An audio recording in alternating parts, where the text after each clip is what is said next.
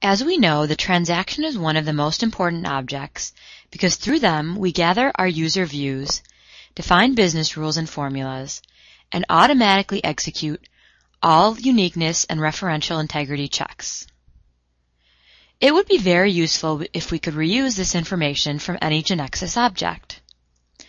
Well, it's possible to encapsulate a transaction's logic, retaining its structure, but ignoring its form.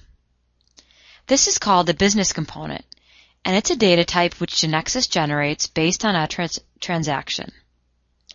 So if we want to use a transaction in this way without executing its form, but still utilizing all of its potential, we just need to change the value of the business component property to true. Afterwards, once the changes have been made, GeneXus will create a new data type, business component, and its name will be the same as the transaction's name. How do we use it?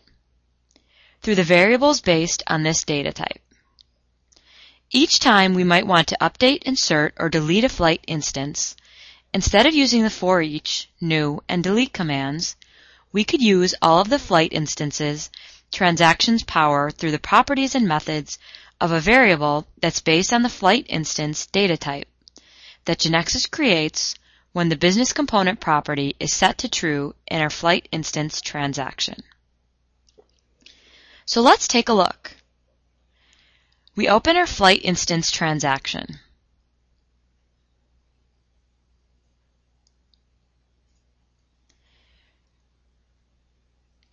We edit its properties, and here we'll find the business component property, which by default is set to false, and we'll change it to true.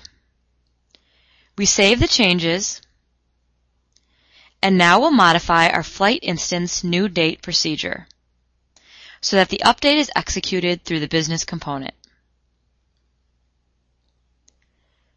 First, we'll create a flight instance variable based on the flight instance data type. So let's open the Variables tab, and we'll define flight instance.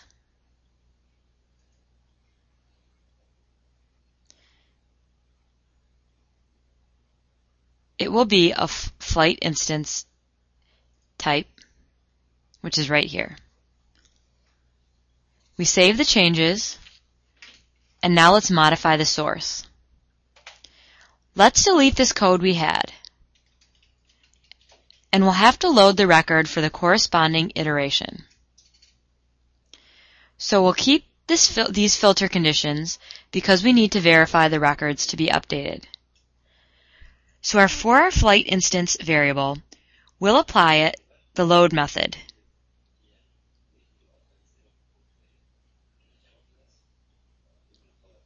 Parentheses, flight instance ID, which is the flight instance table's primary key. We close the parentheses, and now we'll define the update. Our flight instance variable, period, flight instance date, will be equal to the new instance date.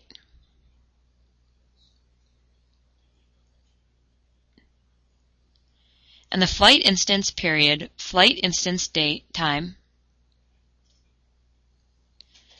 will be equal to the new instance time variable.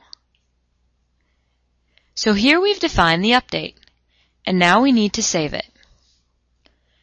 And we'll do this using the save method. So our flight instance variable, period, save. And let's think about this. When we are executing a transaction in its normal mode, each time an error rule is triggered, we find out immediately because the transaction is an interactive object. So what happens when we are using business components if the transaction we are using also includes error rules and we are verifying one of the conditions that triggers one of those rules? Well, since business components are not interactive, all possible messages and errors that are generated during execution have to be stored somewhere, and GeneXus inserts them into a collection, a list of messages that will be associated with the business component variable. Later, we can retrieve the message list using the getMessages method. So what kind of errors could appear when we manipulate information through business components? Well, the same ones we get when we try to insert data through the transaction, such as errors associated with referential integrity checks, uniqueness checks, data type validations, and error rules declared in the transaction whose trigger conditions are satisfied. And what happens if among these rules declared within the transaction, there is one that triggers a call to a web panel? Well, when we are using business components, GeneXus ignores all rules that utilize user interfaces, so those rules are not included.